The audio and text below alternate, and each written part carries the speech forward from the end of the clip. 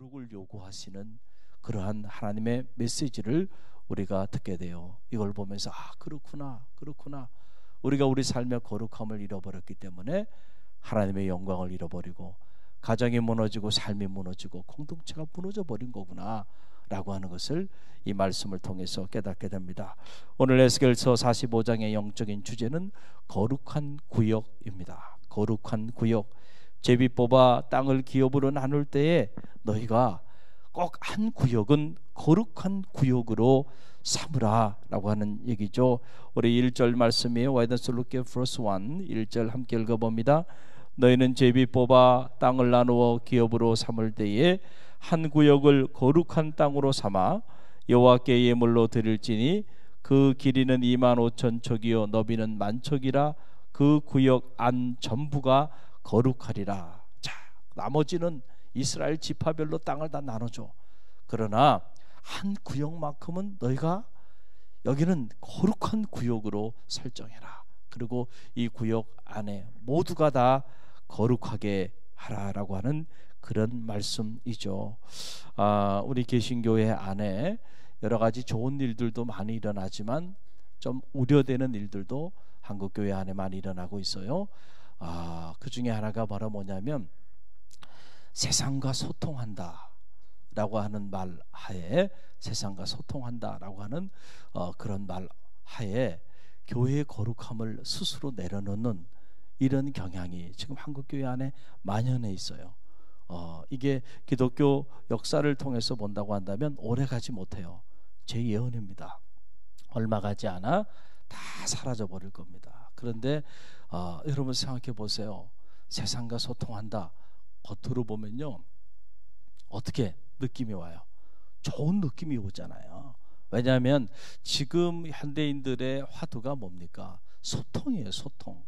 그러니까 우리가 세상과 소통한다. 세상과 격없이 소통한다. 얼마나 세상 사람들이 듣기 좋은 소리예요. 얼마나 믿지 않는 사람들이 그런 소리 들었을 때 야 교회 멋있다 말이야. 나 저 교회 다니고 싶다. 모여들잖아요. 세상과 소통하는 교회니까 말이죠. 그런데 언뜻 보면 그것이 멋있고 좋은 이야기처럼 들려요. 참 세상과 아무런 벽이 없이 교회가 저렇게 나아가는구나. 그런데 여러분 우리가 이 에스겔서를 묵상하면서 깨닫는 게 뭐예요? 에스겔서를 묵상하면서 우리가 이미 묵상한 게 뭐예요? 부정한 것과 거룩한 것은 성과 속을 구별하지 않았을 때에 썩은 사과 이론처럼 결국은 부정한 것이 거룩한 것을 다 침식해버리고 결국은 부정한 것들 때문에 거룩한 것들이 다 무너져 내리게 된다. 그래서 하나님께서 다시 성과 속, 부정한 말, 부정한 생각, 부정한 삶을 살아가는 사람들과 거룩한 말, 거룩한 생각, 또 거룩한 꿈을 가지고 거룩한 삶을 살아가는 사람들을 구별하라. 구별해라. 할렐루야. 이거 구별 없이요 같이 어우러져서 뒹굴다 보면은 결국은 거룩한 것들이 다 이 부정한 것들에 의해서 다 무너져 내리게 된다라고 하는 사실입니다. 여러분 한번 보세요. 우리가 신앙생활을 이렇게 하면서 자기를 잘 지켜야 하는데, 특별히 자기의 마음의 정원을 잘 지켜야 하는데 부정한 말을 하는 사람, 부정한 생각을 가지고 있는 사람, 이런 사람하고 여러분들이 정기적인 모임을 갖고 대화를 나누고 삶을 나눈다고 한번 생각해 보세요. 자, 한두 번은 여러분이 그래도 경건한 삶을 살아오고 거룩한 생각을 가지고 기도하며 나가는 분들이니까 한두 번은 아니야. 그리고 딱 버틸 수 있어요. 그런데 여러분 그 모임이 2번이 되고 3번이 되면요 여러분도 모르는 사이에 여러분의 생각이 얼로 바뀌어요. 나도 모르는 사이에요. 항상 그렇거든요. 부정적인 생각을 가지고 부정적인 말을 하는 사람의 소리는 목소리가 커요, 적어요? 소리 없이 얘기하잖아요. 목소리가 커. 그리고 거기에 또 뭐가 섞여 있어요? 부정적인 감정이 섞여 있어. 그래서 목소리를, 그러니까 그 감정을 여러분들이 느끼고 그 소리를 듣게 되면요, 나도 모르는 사이에 한순간에 어떻게 돼요? 거룩했던 생각이 무너져요. 그렇게 되게 돼 있다니까. 여러분, 믿어지지가 않아요? 우리가 성경에 보게 되면 이스라엘 백성들이 꿀과 젖이 흐르는 가나안 산지를 앞두고요, 산지를 앞두고 하나님께서 12명의 정탐꾼을 보내잖아요. 자, 그런데 바로 눈앞에 꿀과 젖이 흐르는 약속의 땅이 있어요.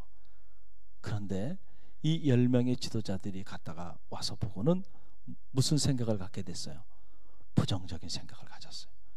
우리는 그들 앞에 뭐라고 본 거예요? 메뚜기 같은 존재다. 우린 이제 다 죽었다. 그래서 그들이 그 부정적인 생각을 말로 표현합니다. 그냥 어떻게 표현했을까요? 웃으면서 얘기했을까요? 아니죠. 이럴 수가 있는가 말이야. 그러면서 하나님을 원망하고 우리를 여기까지 인도한 지도자 모세를 원망하고 그러지 않았겠는가.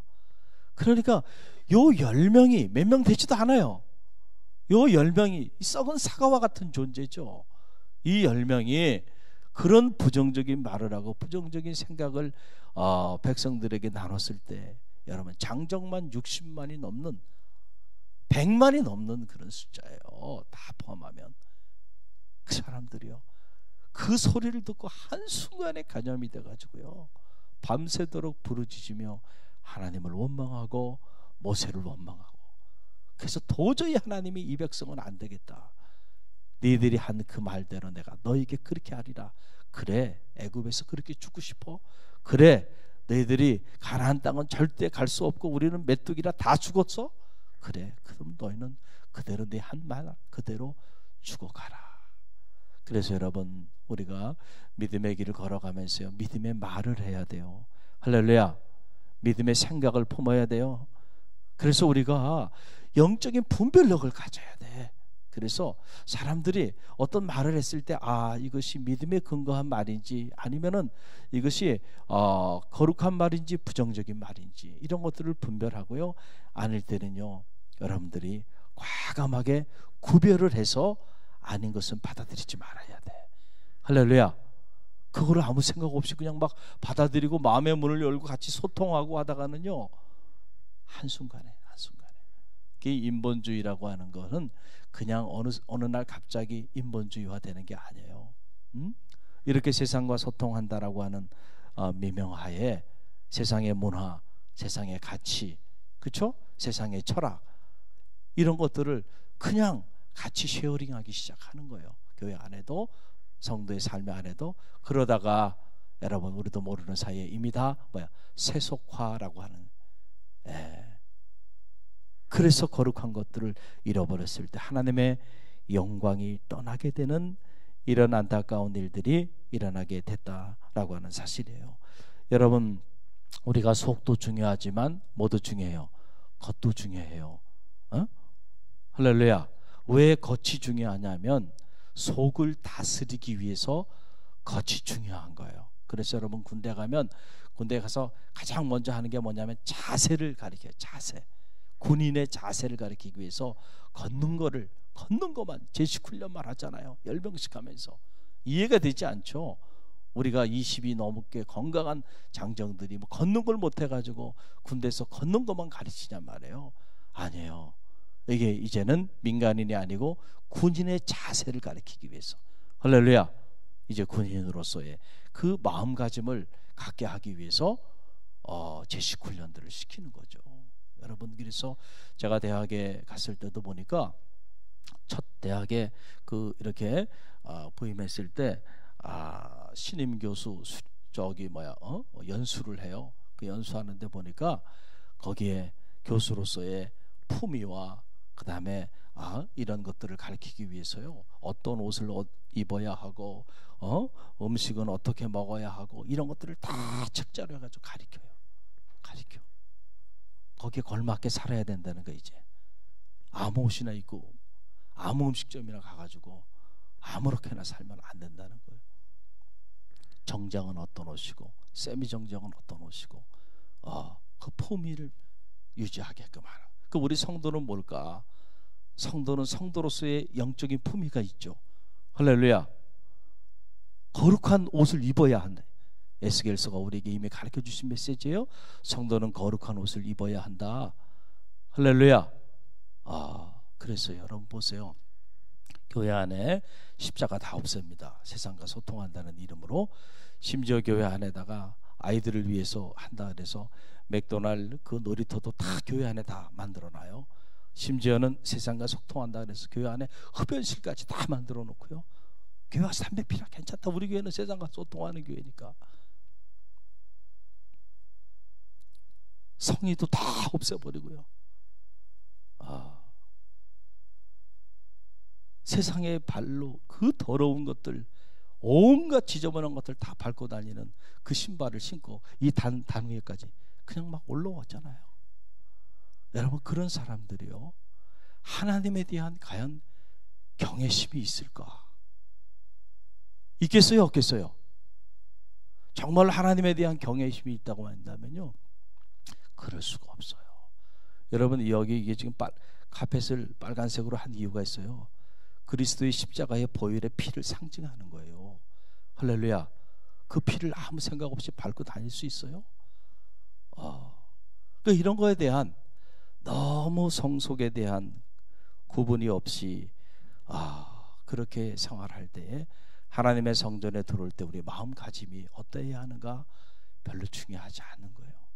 그냥 내가 내 집을 드나들듯이 어디 내가 세상에 공간을 드나들듯이 아무 생각 없이, 그래서 하나님의 성전에서 거룩함을 잃어버리게 되고 하나님에 대한 경외심들을 잃어버리게 되고, 그랬을 때에 하나님의 영광이 떠나게 되는 그런 일이 일어나네요.